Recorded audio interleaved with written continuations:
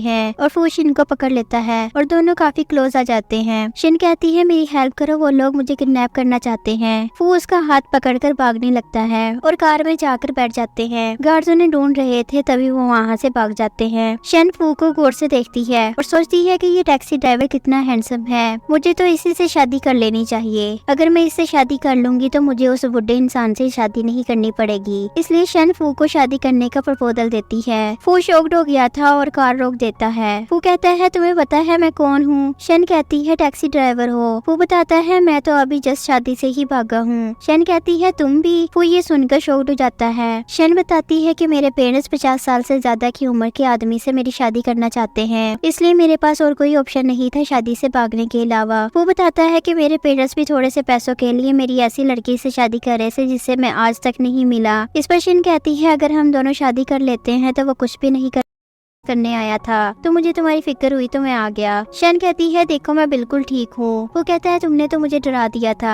शन कहती है तुम फिर से वाइस प्रेसिडेंट बनने का प्रिटेंड कर रहे हो। इस पर वो कहता है अगर नहीं बनता तो तुम्हें बचाता कैसे? शन कहती है अफसोस मुझे तुम्हारी हेल्प की जरूरत नहीं पड़ी, देखो उसे। वो देखता है तो मिस्टर हुआंग को शन ने बहुत अच्छे से हिट किया था। वो कहता है ये तुमने मारा है, तुम तो बहुत पावरफुल हो। शन कहती है मैंने ऐसे लोगों को मारने के लिए बचपन से ही जूडो सीखा है। वो सोचता है अगर मैं पकड़ा गया तो ये मुझे भी मारेगी। शन कहती है ये बहुत बुरा इंसान है। वो कहता है फू ग्रुप ऐसे लोगों से कॉन्ट्रैक्ट नहीं करता और ना ही मॉर्निंग स्टार से। नेक्स्ट सीन में हम देखते हैं फू को असिस्टेंट बताता है कि ये सब जाओ ने करवाया है। इस पर फू कहता है कि बड़ी अच्छी ग्रैंड डॉटर इन लॉ ढूंढी है ग्रैंडपा ने, चलो चलते हैं चैन हाउस ब्रेकअप करने के लिए। फिर हम देखते हैं फू और ग्रैंडपा कॉल पर बात करते हैं। तभी ग्रैंडपा कहते हैं मैं उस फैमिली को बहुत अच्छे से जानता हूँ, ये एक मिसअंडरस्टैंडिंग है। पर फू कहता है मैं कुछ नहीं जानता हूँ, अब मैं इस फैमिली से रिलेशनशिप तोड़ रहा हूँ। इतना मैं बस तुम्हारे लिए कंसर्न हूँ क्योंकि तुम मेरे हस्बैंड हो और मान लो कि जब प्रेग्नेंट होगी तो तुम्हें फंसाया जा सकता है। इस पे वो कहता है कि मैं सिर्फ वाइस प्रेसिडेंट का मैसेज देने आया था। वो कहता है इसमें रूमर्स कहाँ आ गए, क्यों तुम बहुत डिसअपॉइंट हो गई हो। फिर हम फू को ऑफिस में देखते हैं। वो अपने असिस्टेंट को कहता है कि जाओ के रेजिग्नेशन का अरेंजमेंट हो गया है। असिस्टेंट कहते हैं कि वो शन फैमिली की डॉटर है। वो कहता है निकाल दो। असिस्टेंट कहता है अगर निकाल देंगे तो हमारे लिए मुश्किल हो जाएगा।